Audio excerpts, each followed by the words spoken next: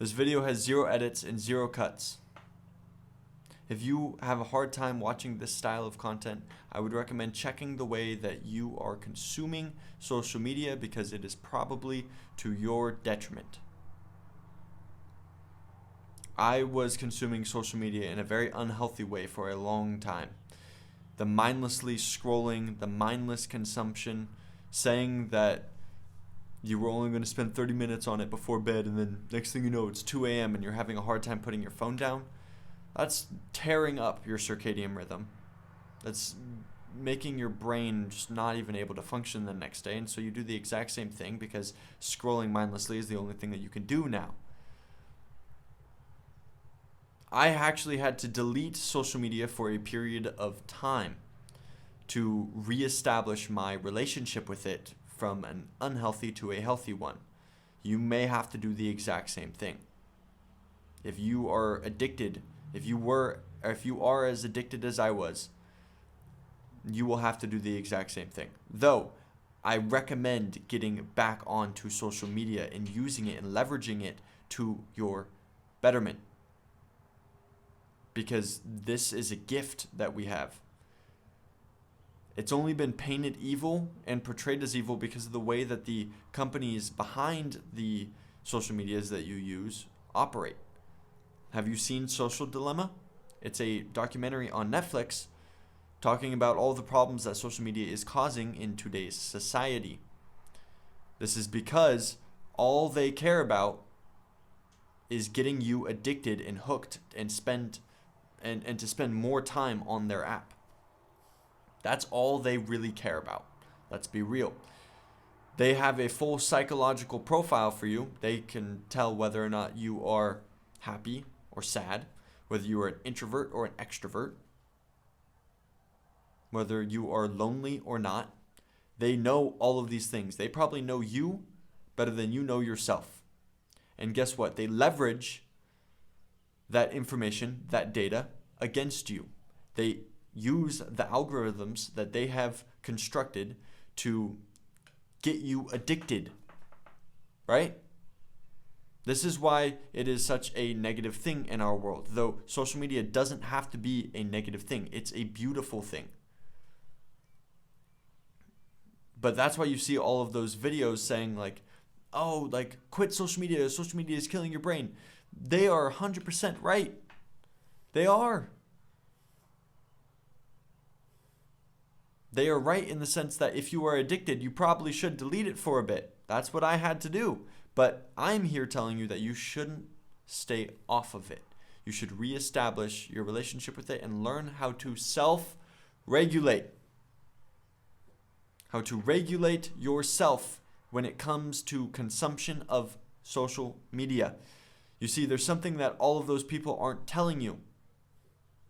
And it's how they are using social media and leveraging it to their benefit. Just right now, we're still in that like kid in a candy store era, right? We just want to mindlessly consume everything in sight because it's so cool. It's fascinating. There's candy everywhere. There's content everywhere. And so we want to mindlessly consume it all until we get sick to our stomach because we've consumed so much candy. I mean, social media has only been around for like 10 years, so of course we're still in this era. And I mean 10 years in like the way that we use social media now, not like MySpace and stuff. But the way that we use social media now,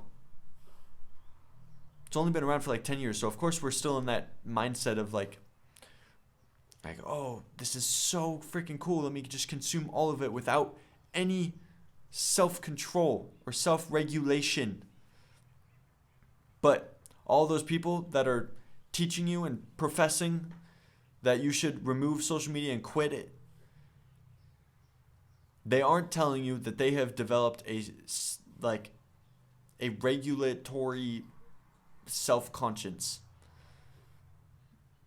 To say the least, they are able to self-regulate themselves on social media, and therefore they are able to use social media to its fullest capacity, how it should be used to better us, you and I, and to better society as a whole. See, social media, if leveraged properly, can make your progress 10x, make society's progress 10x. And so you ask, how do I use it in that manner? Well, you become not a mindless consumer, but a conscious consumer. You become someone who consciously is consuming content.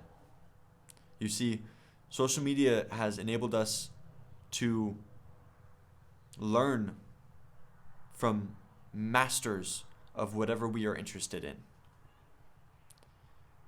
Social media has enabled us to meet people on the internet from all over the globe that are further along in their journey that's a similar one to the one that we want to take, and we can learn from them because they are documenting their life. They are teaching what they have learned. This is like the newfound education system. I guarantee that in a few years, you are going to start, that's already happening, but you're going to start seeing more and more entrepreneurs rise out of the ashes that never went to college, but are more efficient and productive and successful than their college counterparts because they learned directly from someone that is doing exactly what they want to do. They didn't need all the other bullshit that college teaches you. They were able to put into their brain exactly what they needed to learn to be successful, and that's exactly what they did. They found people that were further along in their personal journey than they are themselves, and they learned from them by consuming the long form content, not the short form bullshit. And they took that and added it to themselves and analyzed it and integrated it into who they are. They bought the courses from these people. And courses right now have a bad rap. When courses are going to become the new education system because they can be updated quicker by that single master, that single individual, than a full school system that is regulated. These courses are not regulated, yes. So that means that some of them are going to be scammy. They have a bad rap because of that. But it's not like social media has made scammy people. It's just given the scammy people a place to publicize and market themselves. And they've done a good job. But guess what? It's also given a place for people with ethics and morals to do the exact same thing. It's up to you to find those people, to judge for yourself whether or not this course is and this person is going to be of value and isn't just going to scam me. That's up to you. But if you're unable to do this, if you're unable to consume the courses and the long form content, you will fall behind. If you are just a mindless consumer, you will fall behind. And your brain will definitely not benefit because of it. So you ask the next thing that you must do. You must contribute. You must analyze what you take in from all of these people that you're learning from on the social media. And you must then process it, add your own framework, your own perception of reality, your own experiences to this information, and then contribute. And people will critique you, but that's good. Don't be scared of that. Critiquing is good because only two things are going to happen. One, I'm going to eat that chicken. Three things will happen. One, I'm going to eat that chicken. Two, your belief will be hardened and you will know how to defend against their critique. Or three, your belief will change. And that's not a bad thing. Have some humility. You don't know everything. It's okay to be proven wrong. That's how society is going to grow, is people proving each other wrong constantly until we eventually get to a more right answer. That's how we grow. And we need your contribution because your frame of mind is different from mine. The way that I perceive information is going to be different than you, and we need to counterbalance each other. So please contribute. This is necessary for your development and for my own and for the next guy and for society as a whole on.